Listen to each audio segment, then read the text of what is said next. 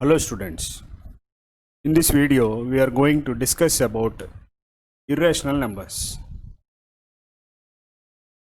We are going to give proof for the certain problems here.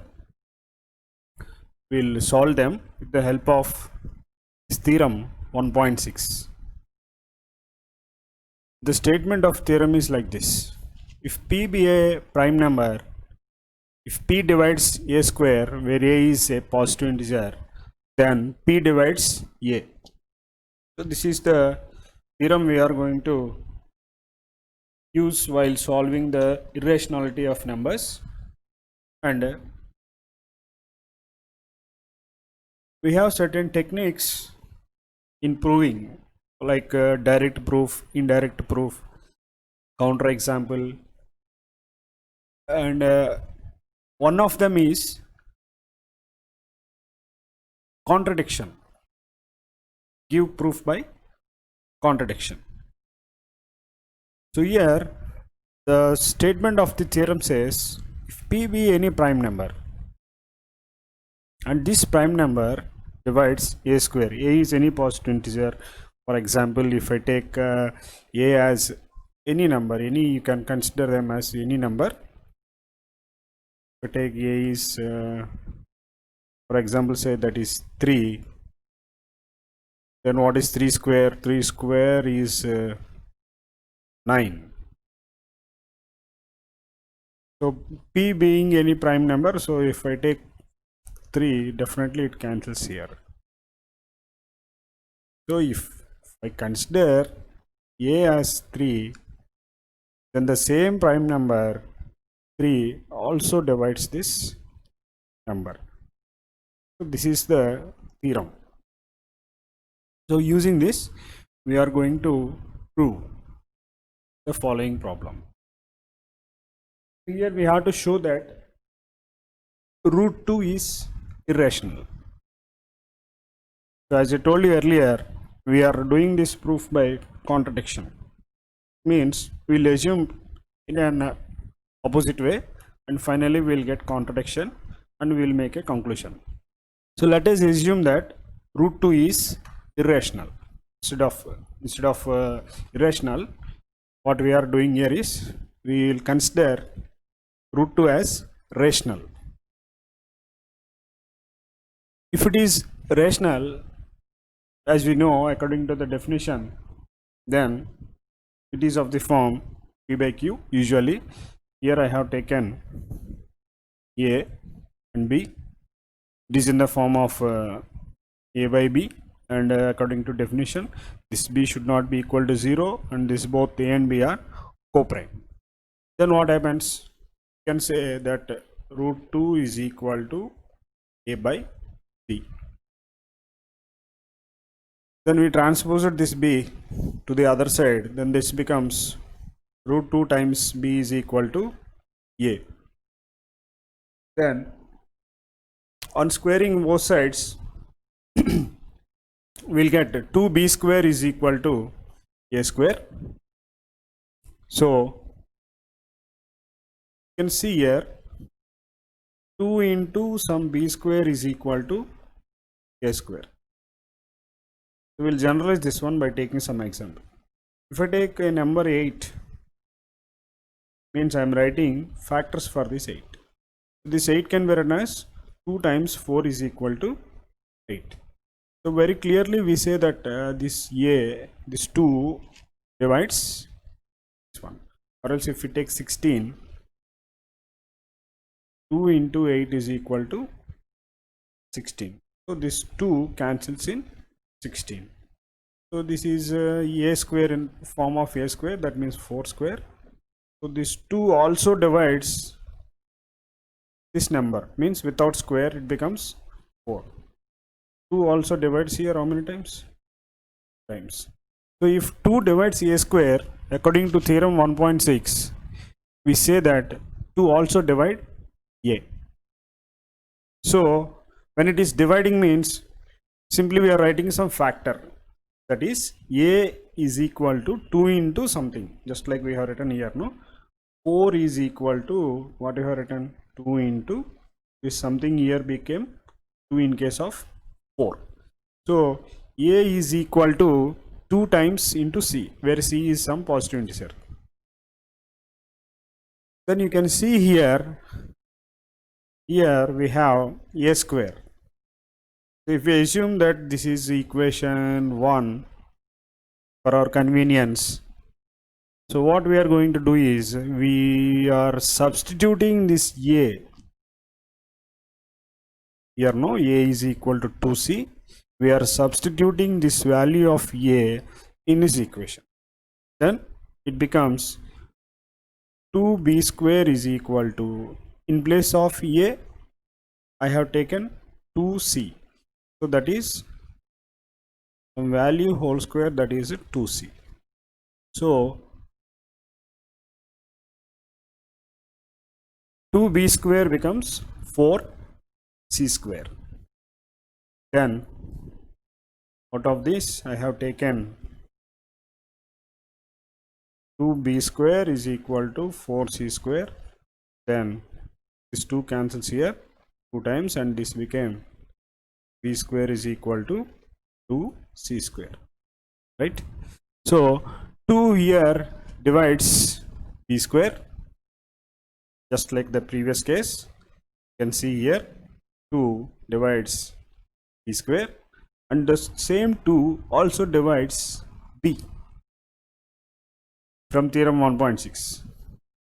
So now what happened? In the earlier case, A is divided by 2, and now B is divided by 2. So this 2 becomes a common factor for both A and B. So 2 is a common factor for both A and B. So this is a contradiction. Why this is a contradiction? What we have written earlier, just you remember it. We have written that A by B, where B is not equal to 0, and moreover A and B are co-prime. So whenever we say co-prime, then there will be no common factor for these two integers A and B. But here we have 2 as common factor for both A and B. So this is a contradiction, and this contradiction has arisen because of our assumption that root 2 is rational, what we have done in the earlier part. So root 2 is not rational, it is irrational. Similarly, we will see one more example. We have to show here that 5 minus root 3 is irrational. We here also apply the same technique of proof by contradiction. So as earlier we have considered earlier, what we will do is we will assume it as rational number. Then we will write that definition of a rational number, and just we are rearranging it. See here, 5 minus root 3 is equal to A by B. Then we transpose this one as this negative 3 is transposed, and in the next step we have took LCM, or we are just simplifying this one. See, 5 minus A by B is equal to root 3. So what I did here is just multiplied 5 and divided by B, multiplied by B and divided by B, so that value does not change. Minus AB is equal to root 3. This is equal to 5B minus A by B, since these are common denominators, which is equal to, that is what I have done there. Then you can observe here this part, in this part, as we considered earlier that A and B are two integers. Then upon simplifying this value on LHS, definitely this becomes rational. But whereas in case of RHS, you see there is an irrational number. Since A and B are integers, the value of LHS becomes rational, which is equal to RHS. Is it true? No. LHS we have a rational value, but in RHS we have some other value other than rational. So there is some contradiction. Why this there is some contradiction?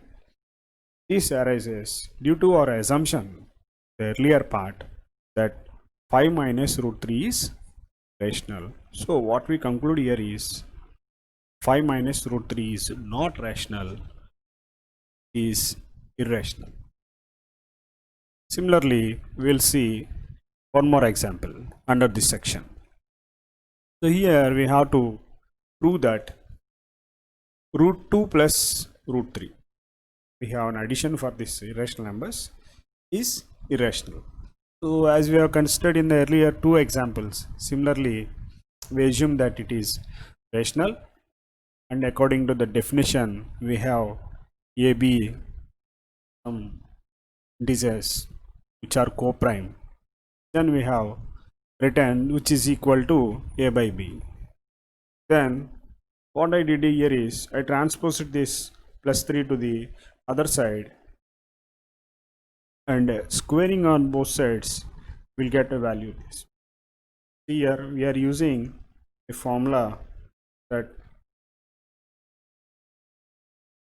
equal to a by b minus 3 root 3 whole square.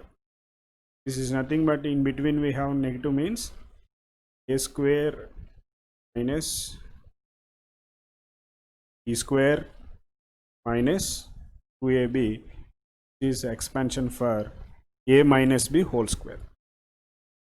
Similarly, this can be simplified as a square by b square plus this root will be removed and this becomes 3 minus 2 times a by b to root 3.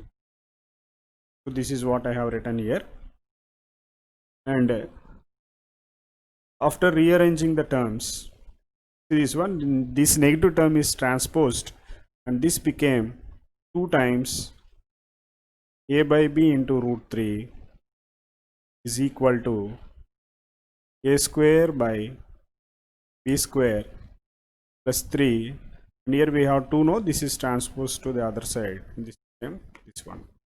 Finally this is equal to a square by b square plus 3 minus 2 is 1.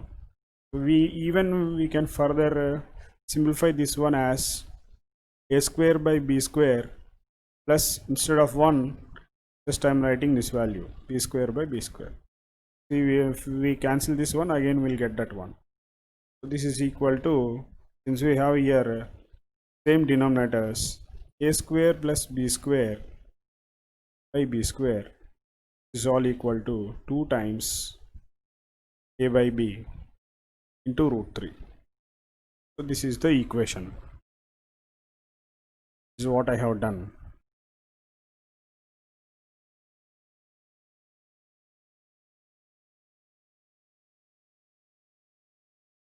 Here finally we are remain here with 2 times a by b into root 3 equal to, the other hand we have a square plus b square by b square. So we'll shift this one, transpose this value, then root 3 is equal to a square by b square divided by b square. Will transpose, after transposing this becomes b divided by 2 times a. So this b cancels in b square one time, becomes a square plus b square by ab. Finally the root 3 value is a square plus b square by 2ab. So as we assumed in the previous part, both a and b are integers and this total value is again a rational number. But on the other hand, we have some other value. You can see here very clearly that it is not rational. So there will be a contradiction. This contradiction is due to our assumption that this root 2 plus root 3 is rational. So finally we conclude that root 2 plus root 3 is not rational, but it is irrational. So I hope you understand this topic on irrationality of numbers, and if you have any doubts you can post in the comment box or in the group. Thanks for watching.